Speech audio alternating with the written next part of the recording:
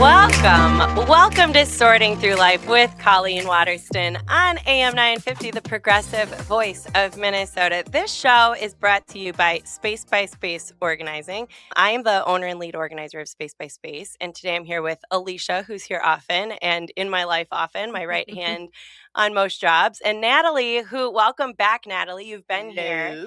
You were on our first episode of Behind Closed Drawers back in February. I want to go back in time and share what we've done for you and the circumstance we found you in originally. When did you find us? Where were you at in life? Man, I was buried and adrift. Your dad died unexpectedly.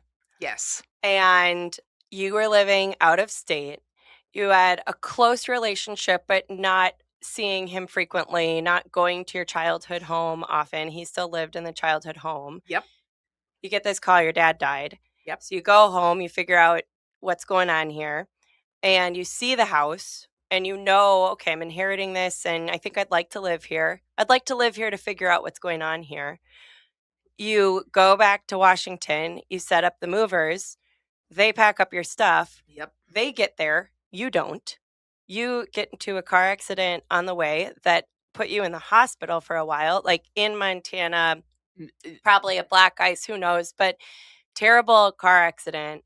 And then, so now we've got a TBI. Now we've got a traumatic brain injury. And you find yourself at home, which would have been a home being childhood home, but now you're trying to make it home, and your dad's stuff is in every it's everywhere. Same as the day he died. So then I am in there and I'm like, if I really started looking, I started crying. Mm-hmm. As I was trying to go through his stuff, it wasn't proceeding because I would, just get in a jumble. Just trying to sort through the memories as well as his items. Very much so. So it was like there was this first job of getting your dad's stuff tended to and removed, but none of your stuff was really out when we got there. It was in these boxes.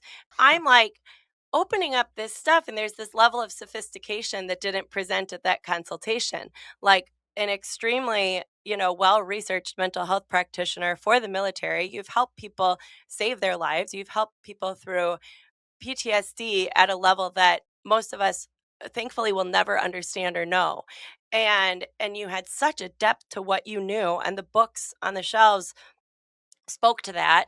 Your clothes were so much nicer, nice embroidered, high quality clothes. The items that you'd collected over the years of your different travels were such a higher quality than what you had presented.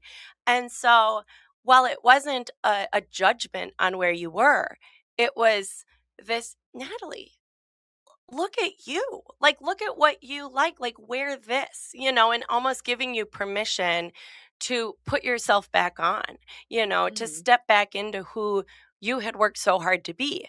As you were unboxing all of my stuff,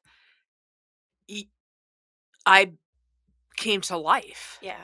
And, we were finally able to lay my father to rest. I've never had a situation for myself where I haven't been able to get out of bed, but I know that there's many people who feel like they can't, and that like moving from the bed to the couch is a big deal. So talk to me about that from a mental health practitioner and this whole perspective of where you were at and where you are now.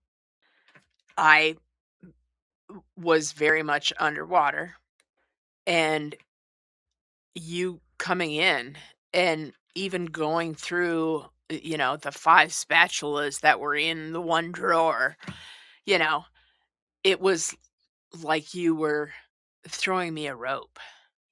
And, and it or, maybe a ring of, life preserver.